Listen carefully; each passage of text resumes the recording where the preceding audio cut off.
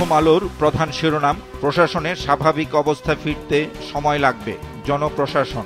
বিশেষ এই প্রতিবেদনটিতে বলা হয়, বিগত আওয়ামী লীগ সরকার যেভাবে জনপ্রশাসনকে দলীয়করণ করেছে তা এর আগে কখনো দেখা যায়নি।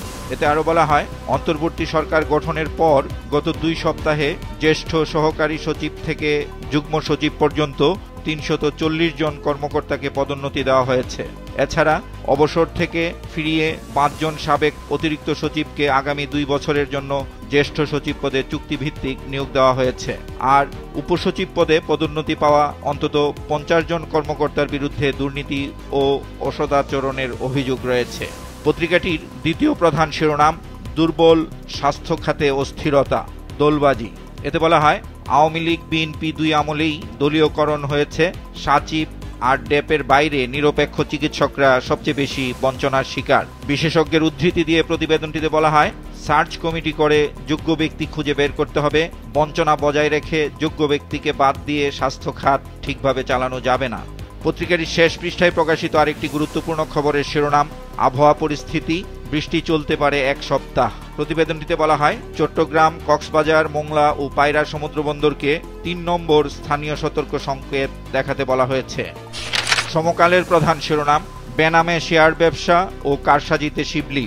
এতে বলা হয়, বিএসইসির সাবেক চেয়ারম্যানের বিরুদ্ধে অভিযোগের পাহাড়। শেয়ার বাজারের জুয়ারি হিরুর কাছ থেকে নেন কোটি কোটি টাকা। গ্রেপ্তারি পরোয়ানা থাকা অবস্থায় চেয়ারম্যানের দায়িত্ব নেন তিনি।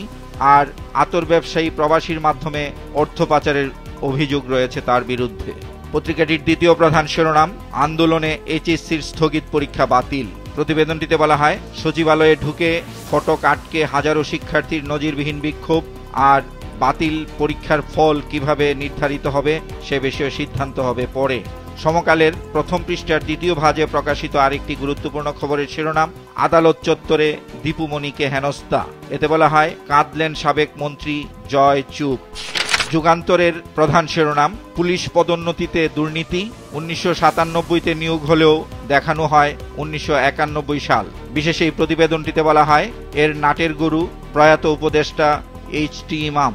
এতে আরো বলা হয়, 750 কর্মকর্তাকে ডিঙিয়ে 171 জনকে দেওয়া হয় জ্যেষ্ঠতা। আর বঞ্চিত 2250 কর্মকর্তা স্বরাষ্ট্র উপদেষ্টা ও আইজিপির হস্তক্ষেপ চান এ বিষয়ে। প্রথম পৃষ্ঠায় প্রকাশিত আরেকটি গুরুত্বপূর্ণ খবরের শিরোনাম, শেখ হাসিনার বিরুদ্ধে আরও 10 হত্যা মামলা, শেখ রেহানা, জয়, পুতুল আসামি। প্রতিবেদনটিতে বলা হয়, বৈষম্য বিরোধী ছাত্র আন্দোলনের সময় 10 জনকে হত্যার অভিযোগে সাবেক প্রধানমন্ত্রী শেখ হাসিনার বিরুদ্ধে ঢাকা, বগুড়া, জয়পুরহাট, রংপুর, ময়মনসিংহের ফুলপুর ও নারায়ণগঞ্জের সোনারগাঁয়ে গতকাল এই 10টি হত্যা মামলা দায়ের করা হয়েছে। এর মধ্যে 4টি মামলায় শেখ হাসিনার বোন শেখ রেহানা, ছেলে সজীব ওয়াজেদ জয় ও মেয়ে সাইমা ওয়াজেদ পুতুলের নামও রয়েছে। দৈনিক কালবেলার প্রধান শিরোনাম, পাপুয়া নিউগিনির শীর্ষ ধনী সাবেক এমপি ওয়াহেদ, ব্যবস্থা নেয়নি দুদক। বিশেষ এই প্রতিবেদনটিতে বলা হয়, দেশ থেকে অবৈধ অর্থ পাচার করে ভিন দেশে সম্পদের পাহাড়। ওশেনিয়া অঞ্চলের দেশটিতে গড়েছেন 1.5 ডজন কোম্পানি, ব্যবসা বিস্তৃত অস্ট্রেলিয়া সহ আশেপাশের দেশেও।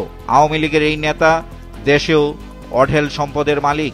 এতে আরো বলা হয়, সাবেক এই এমপি দখল করেছেন বনসহ সরকারি জমিও। গতকাল প্রধান উপদেষ্টার সঙ্গে ব্যবসায়ী নেতৃবৃন্দের বৈঠক হয়েছে। এ নিয়ে কালের কণ্ঠের প্রথম পৃষ্ঠার প্রথম কলামে প্রকাশিত খবরের শিরোনাম, প্রধান উপদেষ্টার সঙ্গে সাক্ষাৎ, সংস্কারের জন্য প্রয়োজনীয় সময় নিতে বললেন ব্যবসায়ীরা। পত্রিকাটির প্রথম পৃষ্ঠায় প্রকাশিত আরেকটি খবরের শিরোনাম, 25 জেলার ডিসি প্রত্যাহার, 4 সচিব রদবদল। দেশ রূপান্তরের প্রধান শিরোনাম, পদোন্নতির মিছিল, 1-এ প্রশাসন, 2-এ পুলিশ। বিশেষ এই প্রতিবেদনটিতে বলা হয়, যুগ্ম সচিব ও উপসচিব পদে 340 কর্মকর্তার পদোন্নতি। আর পুলিশের 103 কর্মকর্তা পেয়েছেন পদোন্নতি। সুবিধাবাদীদের কেউ কেউ সুবিধা নিচ্ছেন এবারও। বাংলাদেশ প্রতিদিনের প্রধান শিরোনাম, দুর্নীতির বিরুদ্ধে জিরো টলারেন্স। প্রতিবেদনটিতে বলা হয়, এরই মধ্যে দুর্নীতি দমন কমিশন দুর্নীতির বিরুদ্ধে তৎপরতা শুরু করেছে। শেখ হাসিনা সরকারের প্রভাবশালী দুর্নীতিবাজদের বিরুদ্ধে ও ব্যবস্থা নিচ্ছে তারা। মন্ত্রী, এমপি, কর্মকর্তা কাউকেই বাদ দেওয়া হচ্ছে না। পত্রিকাটির প্রথম পৃষ্ঠায় বক্স আকারে গণমাধ্যম নিয়ে প্রকাশিত খবরের শিরোনাম, গণমাধ্যমে হামলায় প্রতিবাদের ঝড়। পত্রিকাটির প্রথম পৃষ্ঠায় প্রকাশিত আরেকটি খবরের শিরোনাম, প্রধান উপদেষ্টার কাছে ব্যবসায়ীদের 3 দাবি, গ্যাস বিদ্যুৎ সরবরাহ, স্বাভাবিক আইন শৃঙ্খলা, পাচার অর্থ ফেরত। দ্য ডেইলি স্টারের প্রধান শিরোনাম, government transfers 25 ডিসিজ in one go. এই প্রতিবেদনটিতে 25 জন জেলা প্রশাসককে বদলির বিষয়টি উল্লেখ করা হয়েছে। পত্রিকাটির প্রথম পৃষ্ঠায় প্রকাশিত আরেকটি খবরের শিরোনাম, Awami League government leaves behind $156 billion debt. এতে বলা হয়, বিদায়ী আওয়ামী লীগ সরকার $156 বিলিয়ন ঋণ রেখে গেছে। পত্রিকাটির প্রথম পৃষ্ঠায় একটি বিস্তারিত প্রতিবেদন ছাপা হয়েছে, শিরোনাম, ইনসাইড দ্য আয়নাঘর। আয়নাঘরে আটকে রাখা বন্দীদের উপর কী ধরনের নির্যাতন চলত, এসব নিয়ে বিস্তারিত আলোচনা করা হয়েছে এই প্রতিবেদনটিতে।